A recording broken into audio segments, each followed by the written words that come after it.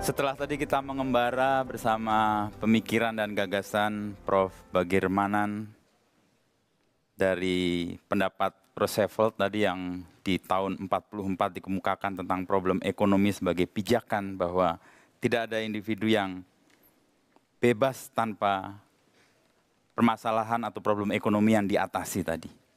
Lalu kita juga dibawa terbang bersama Profesor Bagirmanan untuk melihat 4 kebebasan. Dan yang paling pokok dari kebebasan itu adalah kebebasan atau bebas dari kesengsaraan yang tadi menjadi rangkaian juga pokok pertama yang disampaikan. Lalu kemudian kita juga mendapatkan catatan tentang apa yang menjadi peran dan pokok kerja-kerja pers di ujung apa yang disampaikan oleh Prof. Bagir tadi. Fungsi pers yang tadi ditekankan memberikan informasi, lalu memberikan kontrol, checks and balances, serta sumber bagi lahirnya gagasan-gagasan, baik baru maupun gagasan yang perlu dipertahankan. Dan hukum besi yang tadi disampaikan oleh Prof. Bagirmanan tentang peran pers yang penting untuk melakukan kontrol karena kekuasaan punya kecenderungan untuk serakah.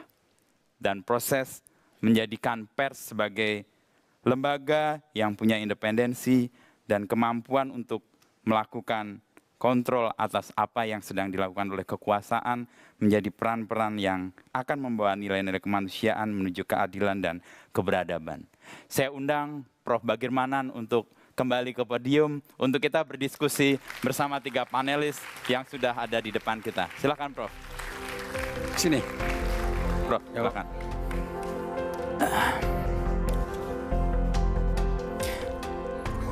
Ya.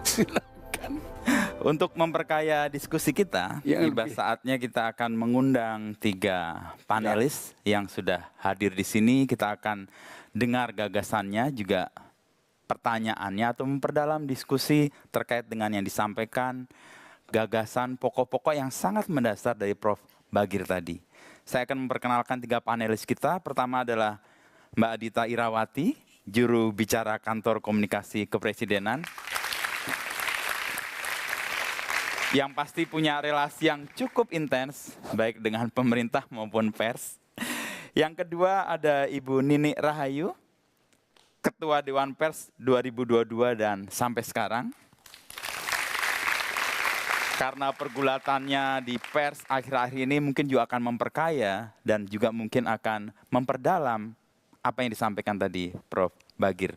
Dan yang terakhir Mas Gun-Gun Herianto, pakar komunikasi politik, yang setiap hari mengamati bagaimana kinerja pemerintah atau pernyataan pemerintah dan bagaimana pers memberitakan itu. 3 panelis ini akan memperkaya diskusi kita. Assalamualaikum warahmatullahi wabarakatuh. Waalaikumsalam. Prof. Bagir yang saya hormati, salam sejahtera untuk kita semua. Salam, Om Swastiastu, Namo Buddhaya, salam kebajikan. Amin. Prof. Bagir tadi banyak hal yang bagi saya menarik ya. Terutama yang terakhir bahwa berbeda memang antara partisipasi itu basisnya tentu kesadaran. Kalau mobilisasi kerap kali ujungnya itu adalah perilaku kolektif. Dan ini tentu tidak sehat. Kenapa? Karena kesadaran seringkali dimarginalisasi. Nah, untuk hal itu saya ingin menggali tentu lebih mendalam. Karena begini, pers itu salah satu yang harus tentu, saya bersetuju tadi dengan banyak paparan Prof. Bagir. Pers itu harus hadir, membangun, salah satunya adalah ruang publik ya. Ruang publik yang tentu lebih cerdas. Kenapa? Karena rasio yang berpihak pada kepentingan emansipatoris itu menjadi hal yang substantif. Oleh karena itu Prof. Bagir banyak sekali hal yang bisa mereduksikan terutama dalam realitas politik hari ini. Kita bisa melihat misalnya bagaimana demokrasi terutama dalam konteks praktik itu tidak kemudian menumbuh suburkan kesadaran warga sehingga kemudian berpartisipasi baik konvensional maupun non konvensional dengan ajak, tetapi justru kerap kali terjebak pada hal-hal prosedural dan instrumental, dan itu kemudian tidak menyehatkan ya cara berpikir kemudian cara bertindak, apalagi kalau payung besarnya yang namanya hukum itu kemudian menjadi mainan sesaat. Nah, ini tentu menjadi catatan penting bagi saya, Prof. Bagir. Contoh misalnya, kalau kita bicara soal pers dalam konteks demokrasi, tentu mungkin semua yang hadir di sini bersepakat bahwa pers adalah elemen penting dalam infrastruktur politik ya, Prof. Bagir. Ya. Selain partai politik, tentu juga ada media, ada kelompok penekan, kelompok kepentingan, dan tentu ya banyak opinion maker atau opinion leader yang juga tentu harus bertanggung jawab, Mas Inu ya. Kalau kita dengar tadi Prof. Bagir misalnya bicara soal salah satu yang kemudian harus berperan menjaga ini adalah pers.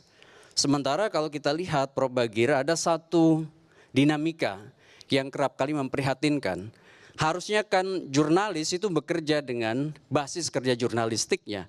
Jurnalis berbeda dengan propagandis. Tetapi dalam realitas politik kekinian banyak godaan untuk kemudian justru jurnalis terjebak pada pola-pola propagandis. Nah, ragam peristiwa kita bisa lihat terutama kalau kita lihat ini mungkin terdampak Prof. Bagir ya, Ya. Mas Inu, dari hubungan-hubungan politik ya. Kan kita bisa lihat partai politik di satu sisi lebih bersifat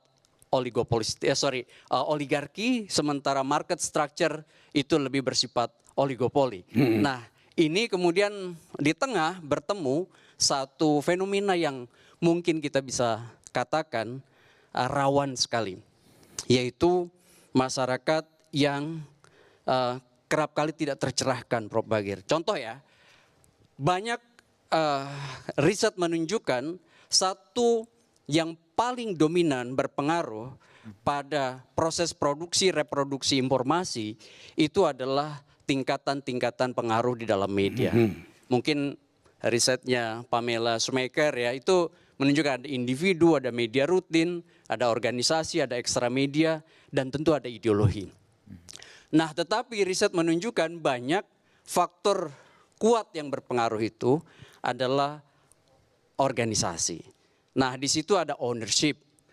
Nah, kalau kita bicara hal itu, Prof. Bagir, kita tidak bisa menafikan tadi persandingan antara di satu sisi market yang oligopolistik di media, sementara tatanan politik terutama di partai yang highly fragmented multi-party system. Ya kan? Nah, itu kemudian ada seringkali terjebak partai yang kemudian terfragmentasi sedemikian rupa dengan kepemilikan media yang terhubung dengan partai politik. Nah, ini kan problem yang mendasar bagi kerja pers, karena di satu titik ketika hubungan politik lebih dominan, ada keinginan untuk menjadikan kerja pers berubah bukan kerja jurnalistik, tetapi menjadi kerja propagandis. Nah, mungkin Prof. Bagir bisa kasih insight bagaimana mengurai realitas kita hari ini, realitas demokrasi di satu sisi yang butuh pers, tetapi bagaimana juga mengelola pers yang kemudian jauh lebih berorientasi pada menyuburkan kesadaran partisipatoris, bukan mobilisasi. Itu yang pertama, Prof. Bagir. Kemudian yang kedua begini, salah satu yang kemudian fenomena real di Indonesia hari ini, tadi Prof. Bagir sudah menggarisbawahi, kehidupan beradab itu butuh sikap toleran. Selain itu, juga tentu kemauan untuk menahan diri. Ya. Betul ya?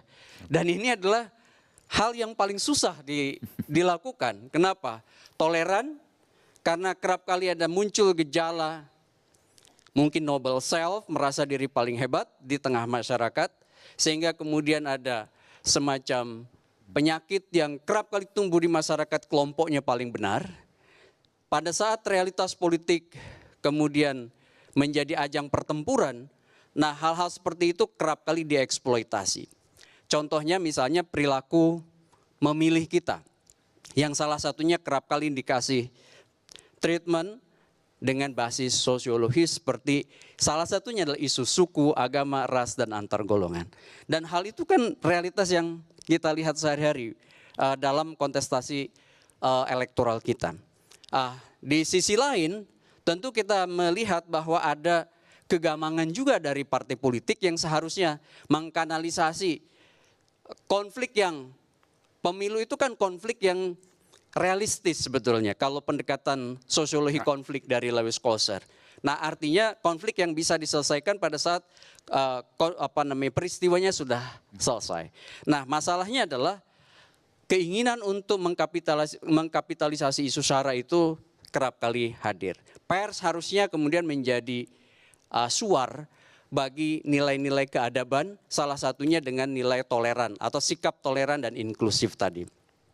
Nah, yang kemudian terakhir, opinion maker kita, Prof. Bagir, kalau kita lihat perjalanan sejarah bangsa Indonesia pasca reformasi, itu juga fragmentasi kekuatan politik kerap kali menyeret, ya kan, ragam kekuatan ini pada konflik yang sebenarnya diinisiasi sekaligus dikanalisasi hanya untuk kelompoknya. Muncul yang disebut dengan groupthink. Ya, fenomena groupthink kalau pakai Irving Janis. Jadi batasan afiliatif yang kuat pada sosok figur, pada sosok tokoh di kelompoknya.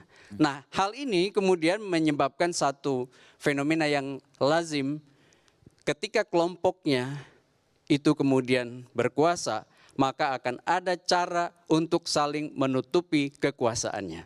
Nah, fenomena ini juga yang kemudian harusnya Mas Inu, Prof. Bagir juga jadi catatan kita.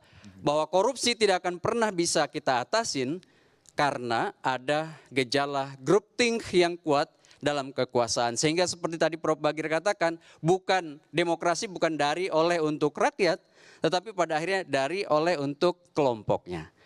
Fenomena ini mungkin bisa dikomentari lebih dalam oleh Prof. Bagir. Terima kasih. Assalamualaikum warahmatullahi wabarakatuh. Waalaikumsalam Mas Gun Gun ini.